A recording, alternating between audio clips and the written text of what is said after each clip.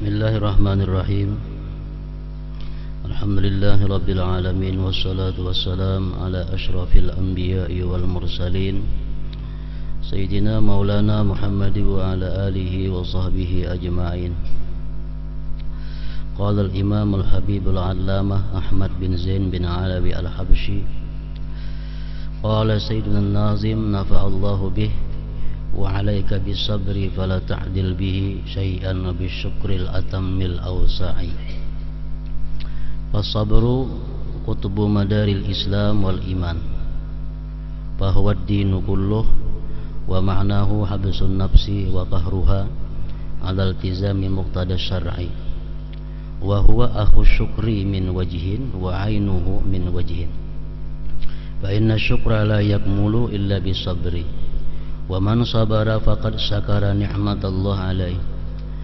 Fa idza ta'arada amrun nafsiyyun wa diniyyun wa qaddamta amrad din ala amrin nafsi faqad tahaqqaqta bi maqami sabri fi dhalikal amr.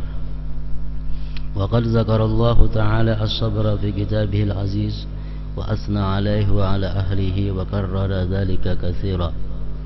Wa kadzalika atnaba fihi Rasulullah sallallahu alaihi wasallam wa sairu ahlillahi ta'ala. Wa sabru yatanawwa'u bi'atibari tafasilihi, fasabrun 'anil ma'siyati wasyahwah, wa sabrun 'alat ta'ah, wa sabrun fil musibah, wa sabrun 'anis syakwa ay ilal khalqi ila akhir.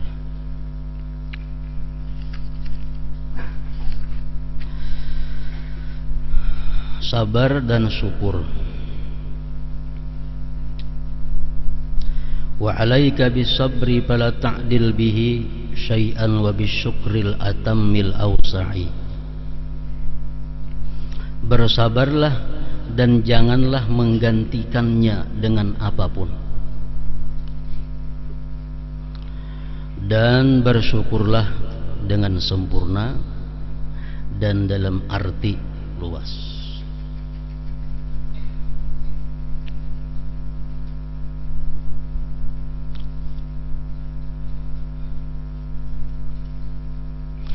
Sabar merupakan inti Islam dan iman. Ujar Sayyidina Ali mengatakan, as-sabru minal umur bimanzilatir ra'si minal jasadi. Sabar itu dari perkara-perkara sama halnya kepala daripada jasad. Jadi jasad manusia itu kepala itu sabar.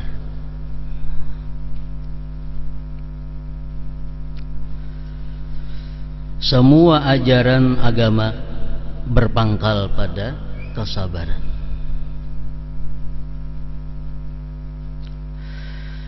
Sabar adalah kemampuan untuk mengendalikan dan memaksa nafsu melaksanakan ketentuan syariat. Ini dimaksud sabar.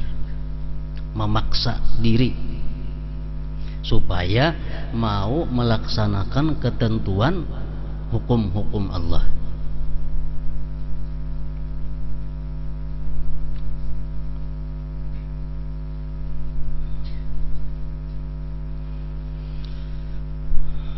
Oleh para ahli fikih dikatakan bahwa sabar ini kadang-kadang hukumnya bisa sunat, sabar ini hukumnya bisa makruh, sabar ini hukumnya bisa wajib, sabar ini hukumnya bisa haram. Tergantung apa nang disabarinya. Sabar dalam menghadapi musibah, sabar dalam meninggalkan yang diharamkan Allah, sabar dalam melaksanakan perintah Allah. Nah, ini sabar nang wajib.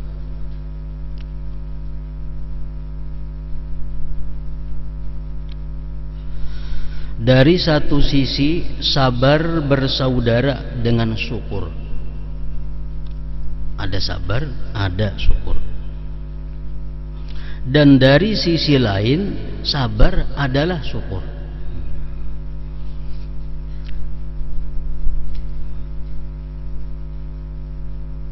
Sebab tanpa sabar syukur tidak akan sempurna. Kita kada akan bisa bersyukur kalau kada bersabar. Dan bila kita kawa sabar, syukur. Nah, jadi iya syukur, iya sabar pada satu sisi. Kita dapat musibah, sabar. Nah, syukur kita kalau bersabar. Coba jangan kada sabar. Nah, jadi syukur itu ialah sabar dalam satu sisi, satu keadaan. Dan barang siapa bersabar, berarti dia telah bersyukur kepada Allah atas nikmatnya yang dikaruniakan kepadanya. Kalau kita tuh sabar, itu karunia Allah yang sangat besar. Kita kawa bersifat sabar, itu karunia Allah yang sangat besar, nang wajib disyukuri.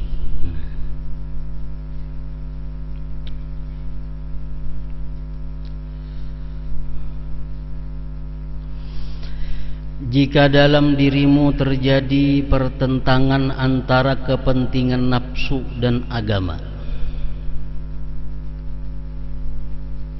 kita dihadapkan kepada dua perkara. Satu sisi menyenangkan terhadap nafsu kita, tapi di sisi lain dilarang oleh agama. Nah, ini kerap kali kita temui dalam kehidupan. Ini nyaman, cuma hukumnya haram. Ini untung, cuma hukumnya haram. Nah, di situ ada dua kepentingan, nafsu dan kepentingan agama. Berpakaian contohnya, memakai ini bagus benar, disenangi, cuma hukumnya haram. Nah, apakah kita umpat nang hukumnya haram ini atau umpat nang nyaman nafsu ini? Jika dalam dirimu terjadi pertentangan antara kepentingan nafsu dan agama, kemudian kamu utamakan kepentingan agama, maka kamu telah mencapai makam sabar dalam permasalahan tersebut.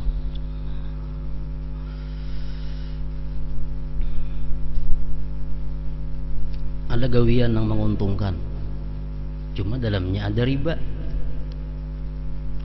Ini ngalih mencari duit, nah untungnya macam ini ganalnya, tetapi ada ribanya. Nah, di situ dua kepentingan dalam diri kita, kepentingan nafsu nah hendak banyak dapat dunia, kepentingan agama nang mengharamkan. Bila kita kawa menahan diri kada mengambil itu, berarti kita sudah sabar dalam masalah tersebut.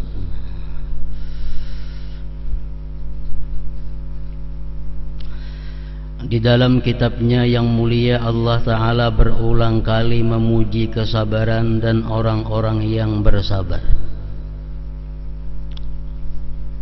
Begitu pula Rasulullah Sallallahu Alaihi Wasallam dan para ahlillah, para aulia-aulia Allah.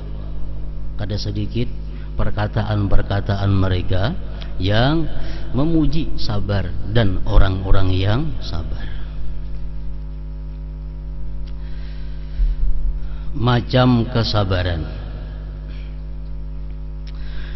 secara terperinci, sabar ada 4. Pertama, sabar untuk tidak bermaksiat dan tidak memenuhi keinginan syahwat.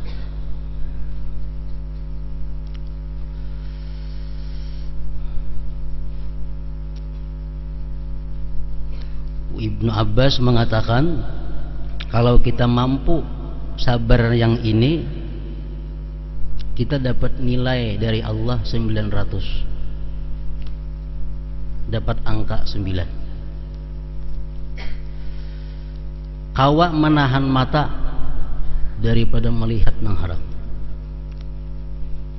kawa menahani, berarti kita sabar dalam hal meninggalkan maksiat.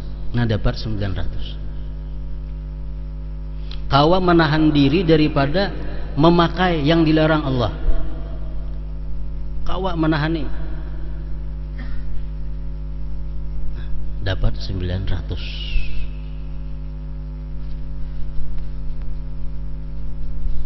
Kumpulan kawan-kawan bepandiran kada terasa muntung si A menggibah si B, nah muntung si menggibah si D, kita sadar, nah, padahal kita banyak bahan segan menggibah orang nih, cuma kita kawa menahan muntung jangan sampai beungap umpat menggibah, kita tahani muntung. Nah, sabar dalam hal melakukan tidak bermaksiat, sabar untuk tidak bermaksiat dan tidak memenuhi keinginan syahwat. Kedua, sabar di dalam melakukan ketaatan, sembahyang, puasa, membaca Quran, zikir. Ini diperlukan kesabaran. Bila kita mampu sembahyang disertai sabar, membaca Quran disertai sabar, zakat disertai sabar, puasa disertai sabar, dapat nilai dari Allah 600.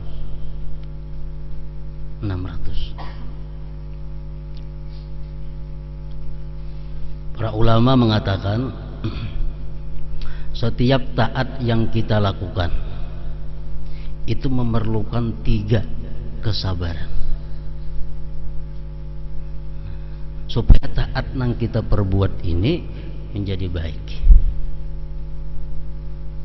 Sabar sebelum melakukannya, sabar sedang melakukannya ibadah tadi, sabar sesudah melakukan ibadah. Nah, ada 3.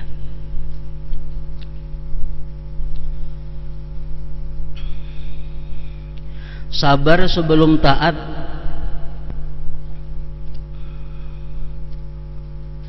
Sebelum taat itu dituntut sabar. Sabar dari apa? Sabar daripada hal-hal yang merusak taat. Jadi sebelum kita ibadat, kita benar-benar menyabari hati, menyabari diri, jangan sampai ada hendak ria. Jangan sampai ada ibadatku ini dengan tujuan dunia.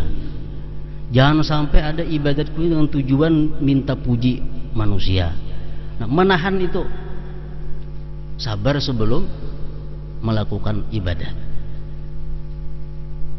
Setiap kali kita melakukan taat, apalagi taat nang jahriyah, taat nang terang-terangan, pasti ada bisikan-bisikan setan untuk ria. Taat yang kita lakukan di tengah orang banyak itu kada bisa lepas daripada bisikan-bisikan untuk ria. Nah, kalau kita mampu menahan jangan sampai bisikan ini terjadi, mampu menahan ria, berarti kita sudah melakukan sabar sebelum taat. Yang kedua, sabar ketika taat. Sembahyang contohnya. Sembahyang itu kalau kita hendak khusyuk diperlukan kesabaran yang luar biasa. Kalau kita kada sabar, kada kawa khusyuk. Nah, kayak apa menjaga hati kita supaya jangan lepas dari apa yang kita alami saat sembahyang itu. Ini bukan main sulitnya menjaga hati. Kita mesti sabar. Umpamanya Maliki yaumiddin, iyyaka na'budu wa iyyaka nasta'in. Hanya ingat, ini tadi aku Ar-Rahman, kemanakah hatiku? Diulangi pulang, Ar-Rahmanir Rahim. Mesti sabar. Nah, ketika beribadah, sabar daripada hal-hal yang membuat kita lalai hati daripada apa yang kita gawi, apa yang kita hadap.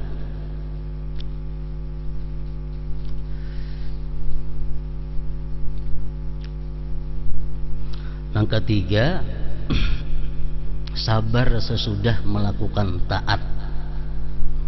Sabarnya apa? Sabar daripada membuka, maungkai taat. Ini perlu kesabaran. Kalau kita kada sabar, ya tak ungkai. Aku hatam Quran bulan puasa tadi 10 hatam. Bulan puasa tadi aku memberi makannya 1000 orang. Akibat kada sabar lu tak ucap. Nah pada itu perlu kesabaran untuk menahan. Jangan sampai amal kebaikan yang kita lakukan itu kita kisahkan, kita buka. Perlu kesabaran. Mungkinnya ada kawan yang dahulu begisah. Aku Ramadan tadi kawal 5 hatam Quran. Ada seorang 10 hatam nih. Cuma gatal bener muntung tuh hendak berucap sampai 10 itu juga. Nah, dituntut kesabaran. Jangan sampai kita membuka ibadah kita.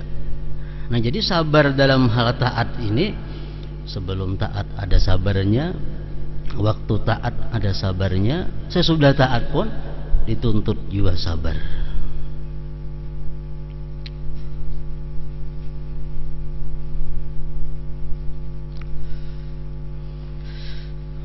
Ketiga, sabar dalam menghadapi musibah. Sabar dalam menghadapi musibah. Bila kita kawa sabar dalam menghadapi musibah, itu dapat nilai dari Allah 300. Dapat derajat 300 derajat. Jadi ini menunjukkan apa? Menunjukkan bahwa sabar menghadapi maksiat paling sulit. Sabar dalam melakukan taat sulit. Sabar menghadapi musibah lebih inting sulitnya daripada 2 perkara yang di atas itu. Makanya Allah memberi nilai sedikit.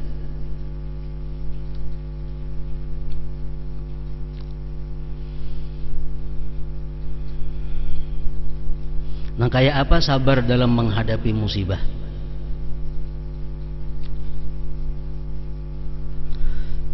Para ulama mengatakan sabar dalam menghadapi musibah itu ialah meninggalkan jaza, meninggalkan keluh kesah. Meninggalkan keluh kesah. Artinya kesal.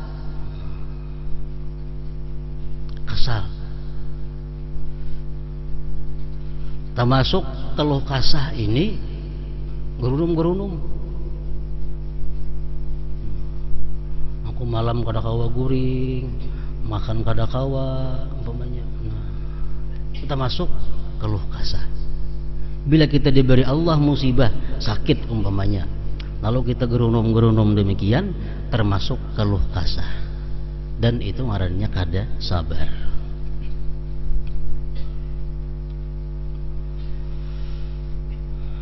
Termasuk kada sabar juga syakil juyub, merubik-rubik baju, menampar-nampar pipi, menampar-nampar batang paha, menapak-napak meja, menawakakan piring cangkir. Itu termasuk bagian daripada keluh kasah. Kita dapat sesuatu yang menjingkilkan kita. Nah, kita dapat sesuatu yang menjingkilkan, baik itu sakit, baik itu ucapan orang, baik itu dari manapun datangnya, kita jingkil, ada piring, tawakakan piring. Nah, ini sudah keluh kasah. Ini sudah di luar daripada sabar dan hukumnya haram keluh kasah.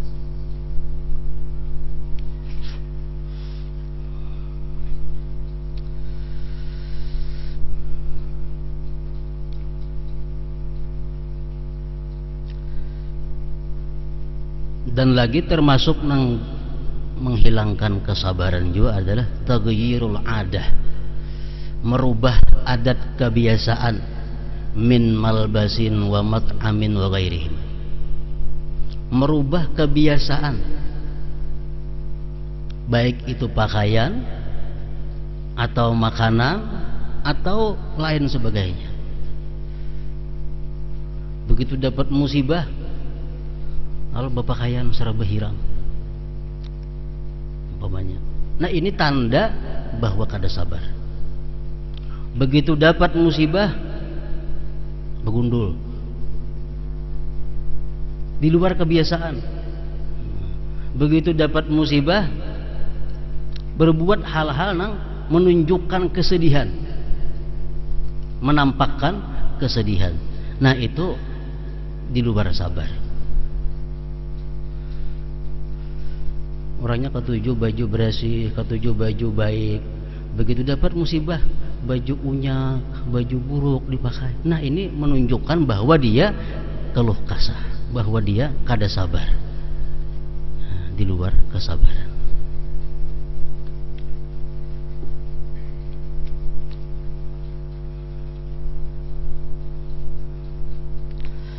Memang ada disuruh seseorang itu begitu menerima musibah, dia merubah kebiasaan. Itu ada, diwajibkan lagi, yaitu ihdad. Nah, ihdad ini artinya berkabung dalam hal kematian suami. Nah, ini diwajibkan dia merubah dari kebiasaannya. Bini, seorang bini mati lakinya, kematian laki. Si bini-bini ini dituntut, diwajibkan oleh agama berihdad 4 bulan 10 hari. Ihdad, berkabung total 4 bulan 10 hari. Nah, apa-apa berihdad itu kada boleh memakai baju. Si bini-bini ini kada boleh memakai baju nang diwarnai, nang dicelup dengan warna. Jam sasirangan, batik, itu baju nang dicelup dengan warna. Lain baju nang diayam lawan banang-banang, nang dari banang-banangnya sudah berbalang-balang, itu lain. Jadi orang nang kematian laki itu, satu, kada bolehnya memakai pakaian nang dicelup untuk mewarnai, meindahi, membagusinya. Kada boleh itu. Nang kedua, orang nang kematian laki itu kada boleh total berminyak harum, baik malam atau siang. Bahkan kada boleh mandi bersabun harum. Ini disuruh merubah pada kebiasaan. Baik malam, baik siang, baik itu minyak harum atau makanan-makanan nang harum, ada boleh juga.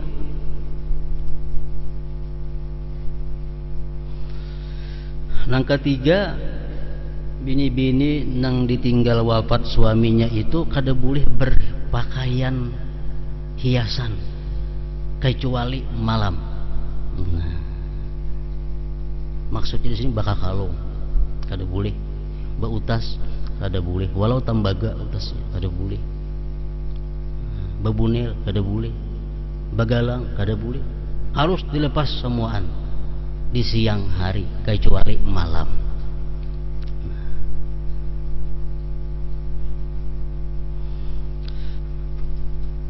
Keempat, kada boleh bercalak mata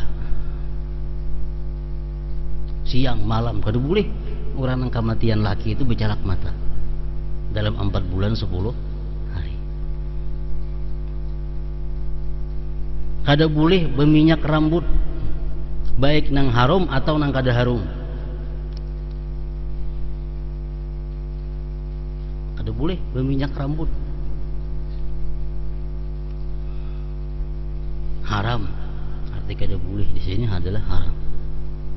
Dan haram menghiasi mukanya dengan pupur atau lain sebagainya, gincu, pupur, apa, haram dalam 4 bulan 10 hari. Dan kada boleh orang nang kematian laki itu bapacar kuku, tangan atau batis atau nang lainnya. Nah, jadi kalau orang yang dapat musibah kematian laki, ini disuruh ini merubah total keadaan kebiasaannya. Kalau kita kada boleh macam itu dapat musibah kecuali bini nang kematian laki. Di sini Allah menunjukkan kepada bini-bini, artinya betapa besarnya hak laki ini. Nah, betapa besarnya hak laki ini di sisi Allah, di mana begitu dia inya mati, nang bini kada boleh sedemikian rupa. Keluar rumah tuh boleh aja untuk ada kepentingan, nukar apa boleh aja. Cuma asal jangan nang kayak tadi.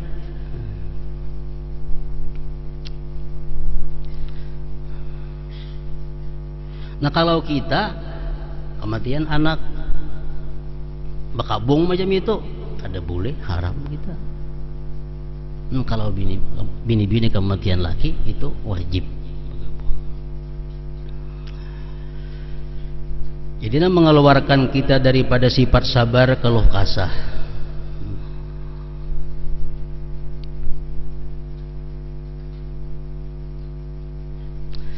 Keempat, sabar untuk tidak mengadu kepada makhluk. Kalau kita mengadu kepada makhluk terhadap musibah yang kita terima, sudah kada sabar lagi. Mengadu.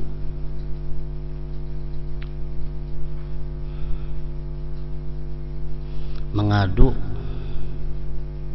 lawan siapa juga pun, lawan dokter kah, lawan tabib kah, mengadu musibah nang penyakit yang ada pada diri kita, sudah dikatakan kada sabar dan berdosa.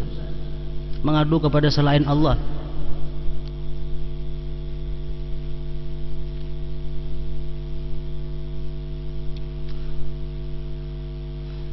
Jadi mempunyai kita karena penyakit, contoh penyakit. Nah, penyakit ini jangan diaduakan kepada siapa juga pun.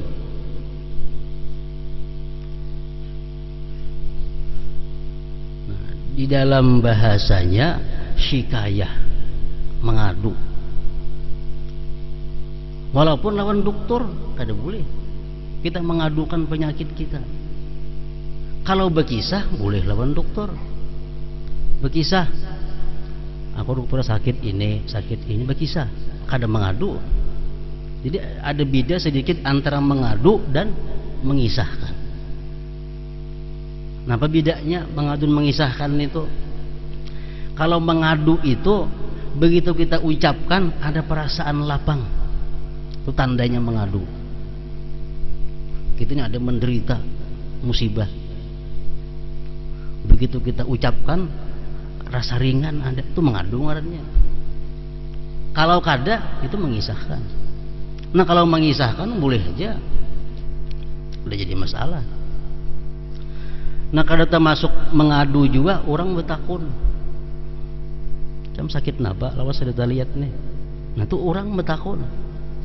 Kita kisahkan, aku sakit ini, bukan mengadu, karena betakun dikisahkan. Nabi Ayub, Nabi Yakub alaihi salam mata buta, awak bungkuk, kalawasan menderita macam-macam musibah. Datang kawan sidin, ujar nang kawan, wahai Yakub, kenapa jam mata kada melihat, awak bungkuk kenapa? Ujar si Yakub, aku mata ni buta karena kehilangan Nabi Yusuf, kehilangan anakku Yusuf.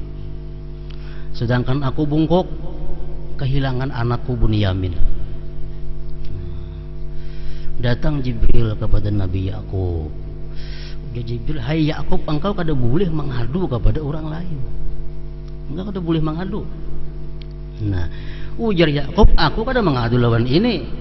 Innama ashku bathi wa huzni ilallah. Itu kan Quran. Innama ashku bathi wa huzni ilallah. Aku mengadukan ini kepada Allah aja, bukan kepada ininya betakun. Kita kisahkan. Nah itu contoh penyakit. Nah musibah-musibah lain pun kayak itu juga. Kalau mengadu dan berkisah itu ada beda. Nah, kalau berkisah itu kadang mengeluarkan kita dari kesabaran. Ahmad ibnu Hanbal suatu hari garing. Nah garing, lalu saya pergi ke tabib. Wahai tabib, ujar Ahmad bin Hanbal, aku sakit ini. Jadi ujar nang mengawal sijin, kenapa pian sih mengadu lawan dokter? Ujar Ahmad bin Hanbal, aku bukan mengadu, aku mengisahkan kekuasaan Allah yang terjadi pada diriku lawan dokter, bukan mengadu kepada dokter. Nah, jadi ada perbedaan. Dan mengisahkan pun kada sembarang boleh mengisahkan juga musibah yang ada pada diri kita. Kita boleh mengisahkan itu kepada yang perlu dikisahkan.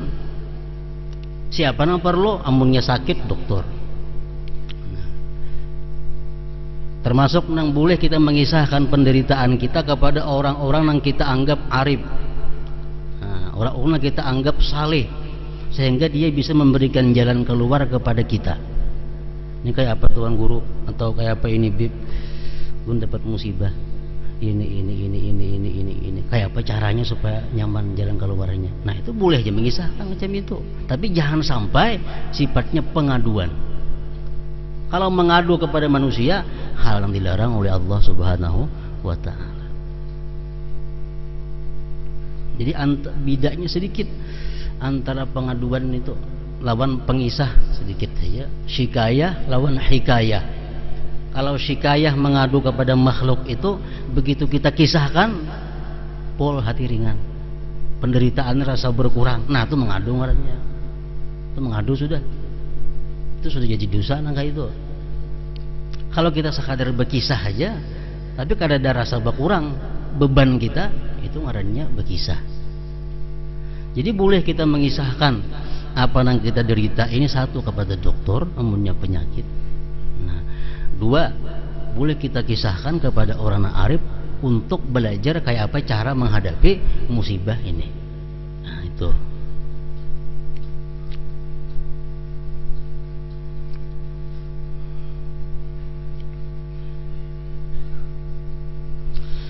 Keempat, sabar untuk tidak mengadu kepada Allah, kepada makhluk.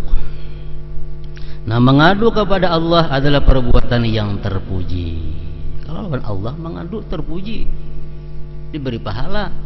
Ya Allah, ana marid. Ya Allah, hamba kada berduit. Ya Allah, hamba banyak hutang. Hamba ditagih hurang situ kamari, ditagih hurang hutang.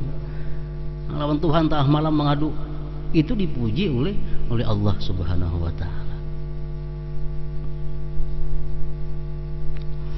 Ketika Nabi Ayyub alaihi salam mengadu kepada Allah dengan mengucapkan anni massani yadur wa anta arhamur rahimin. Ya Allah, sesungguhnya aku telah ditimpa penyakit dan Engkau adalah Tuhan yang Maha Penyayang di antara semua penyayang. Nabi Ayyub mengadunya kepada Allah. Allah bahkan memuji beliau Nabi Ayyub sebagai seorang yang sabar. Inna wajadnahu sabira, sesungguhnya kami dapati dia Ayyub sebagai seorang yang sabar.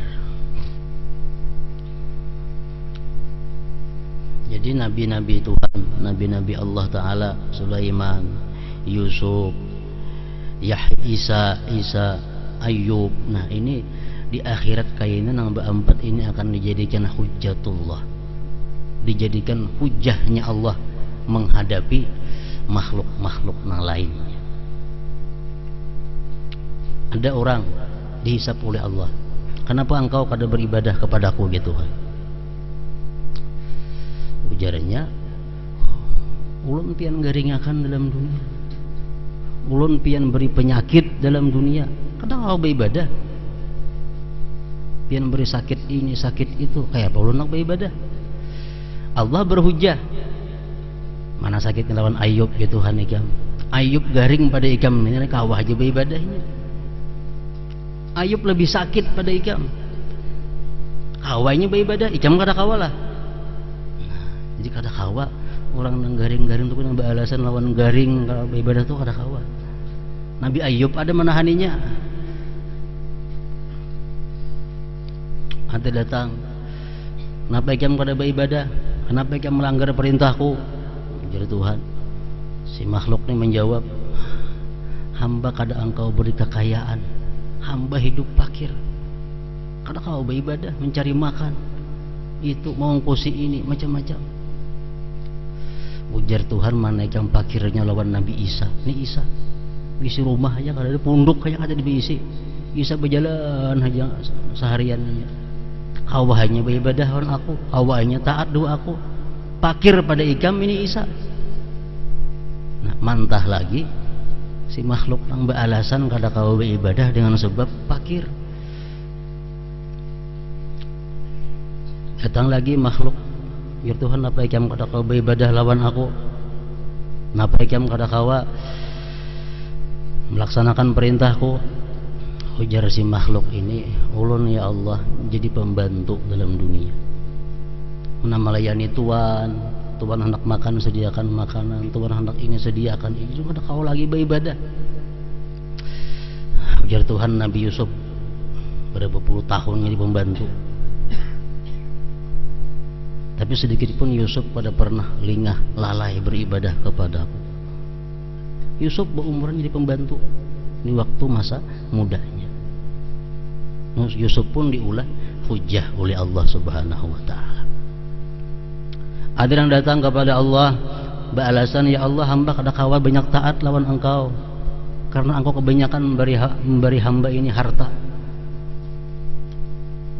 Engkau beri hamba nikmat kebanyakan, jadi kada kau lagi taat mengurusi nikmat tu aja. Ya Tuhan, mana yang sugihnya lawan Sulaiman? Mana sugihnya Sulaiman? Sulaiman ini sugih pada ikam, awahnya taat lawan aku. Ikam sebilah bulu seperti Sulaiman, ya kasugihan ikam itu. Kada kawa si sugih ini beralasan di hadapan Allah kalau karena dia kada taat karena sugihnya. Ada yang pejabat datang, napa ikam kada kawa beribadah? Hamba jadi pejabat banyak mengurusi rakyat, kada kaubar. Sulaiman itu Tuhan raja, burung yang diurusinya, samud nak buahnya juga, angin nak buahnya juga, semuaan diatur Nabi Sulaiman. Kawa maatur, kawa beribadah kepadaku.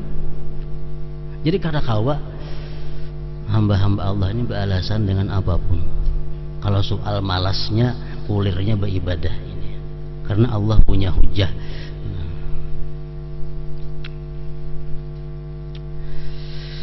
Tujuan Allah Ta'ala menguji hambanya tiada lain adalah agar mereka mau merendahkan diri kepadanya, memohon agar dihindarkan dari ujian tersebut dan diberi kekuatan untuk melaksanakan perintahnya serta menjauhi larangannya. Salah satu apa Allah itu menguji hambanya, supaya hamba ini mendekat lawan Allah. Namun kita nih dapat musibah kalau kita berdoa lawan Allah, mengadu lawan Allah. Nah ini pas nanti kehendaki Allah yang macam itu. Allah memberi kita musibah supaya kita ini mengadu kepadanya.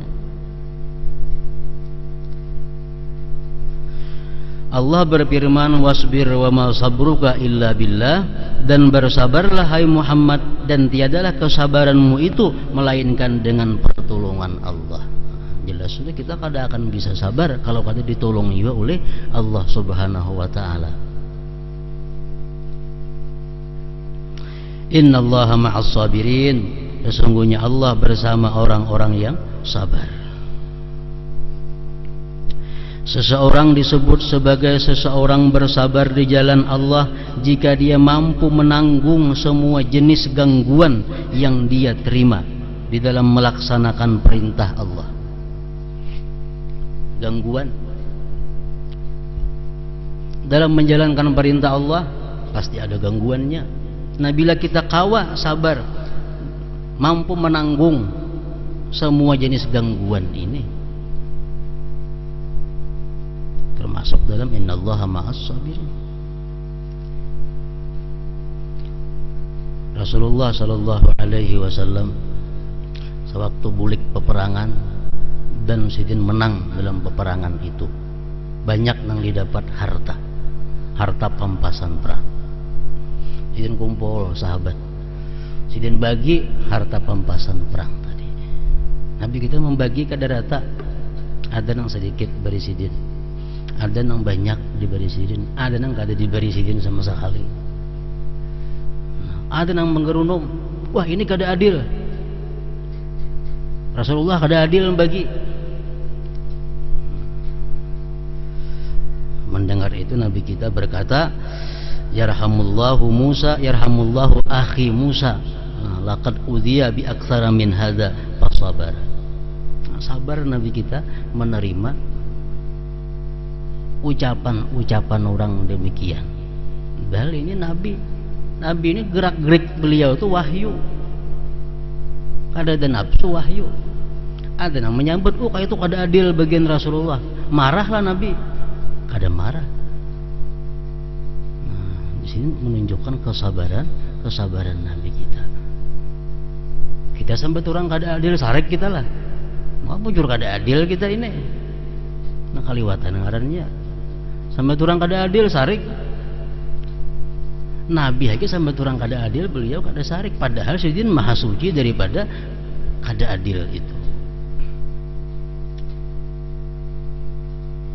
Padahal kan orang Nabi kita majnun, gigilaan. Padahal kan Nabi kita tukang sihir. Padahal kan Nabi kita tukang tipu. Kada pernah Sayyidina tanggapi. Kada pernah sih menanggapi hal-hal macam itu, menunjukkan kesabaran sih.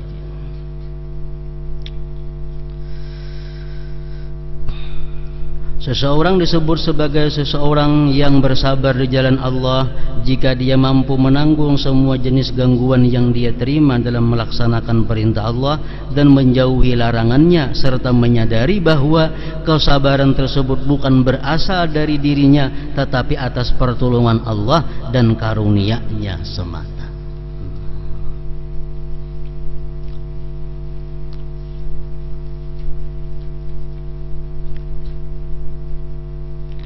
Manfaat dan keutamaan sabar. Sabar memiliki beberapa manfaat dan keutamaan sebagaimana disebutkan dalam berbagai akhbar dan ayat. Pertama, orang yang sabar akan mendapatkan pahala yang tak terhitung dan tanpa batas. Allah Ta'ala mewahyukan, innama yuwaffas sabiruna ajrahum bighairi hisab. Hanya saja sesungguhnya hanya orang-orang yang bersabarlah yang akan dibalas dengan pahala tanpa batas.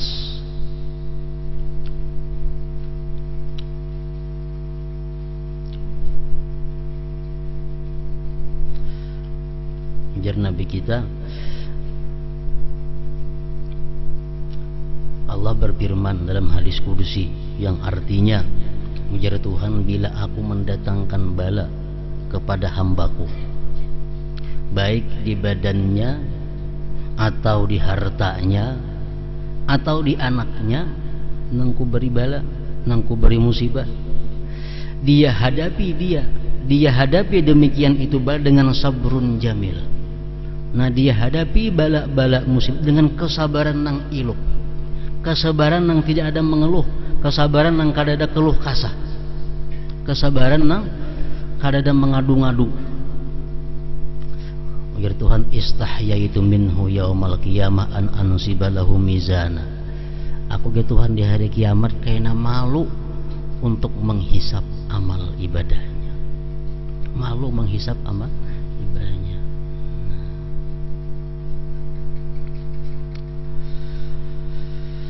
Kedua, orang yang sabar akan mendapat pahala yang jauh lebih baik dari amalnya, sebagaimana wahyu Allah, wala najziyannal ladzina sabaru ajrahum bi ahsani ma kanu ya'malun, dan kami pasti akan memberikan balasan kepada mereka yang sabar dengan pahala yang lebih baik dari apa yang telah mereka kerjakan.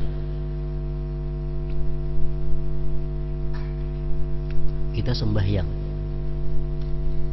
dalam sembahyang kita sabar. Nah, pahala sabar itu gana pada pahala sembahyang ini.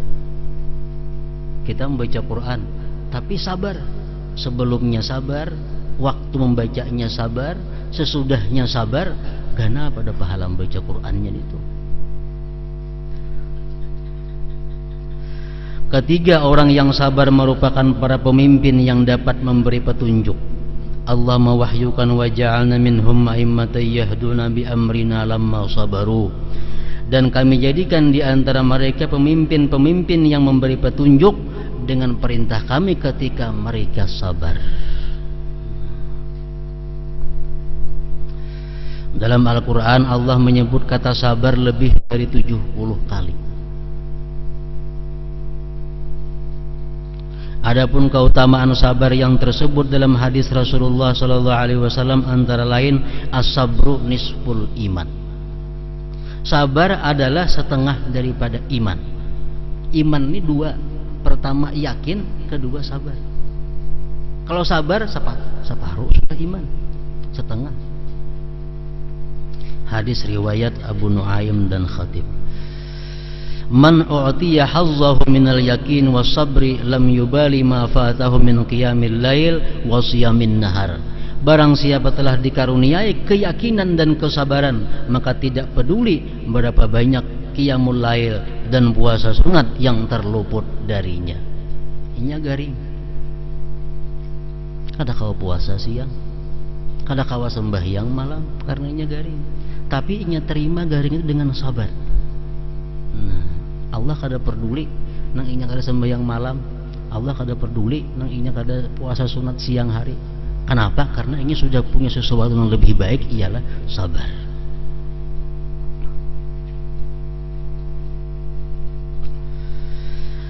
Sabar adalah salah satu harta simpanan akhirat.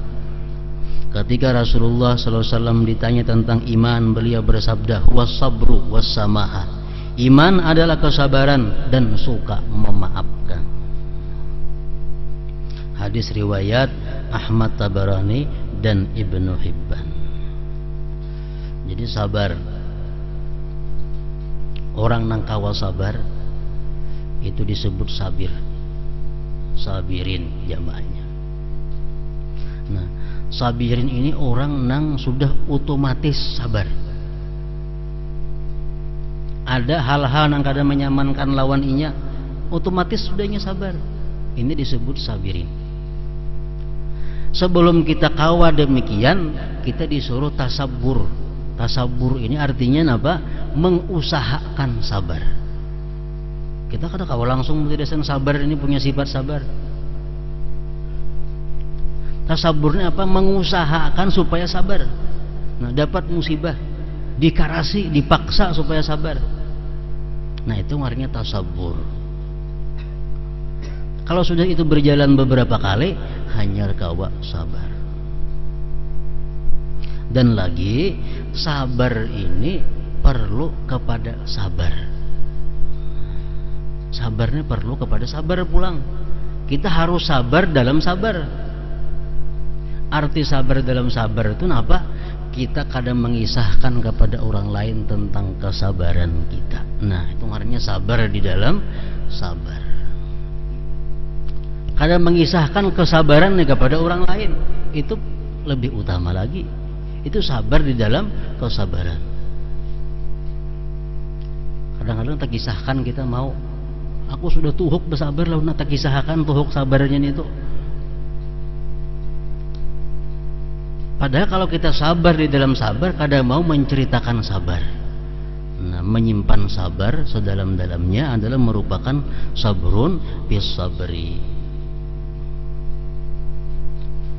Setelah mewasiatkan kesabaran, Sayyid Abdullah bin Alawi Al-Haddad radhiyallahu taala anhu berkata, dan bersyukurlah dengan sempurna dan dalam arti yang luas. Maksudnya adalah agar kita selalu bersifat syukur.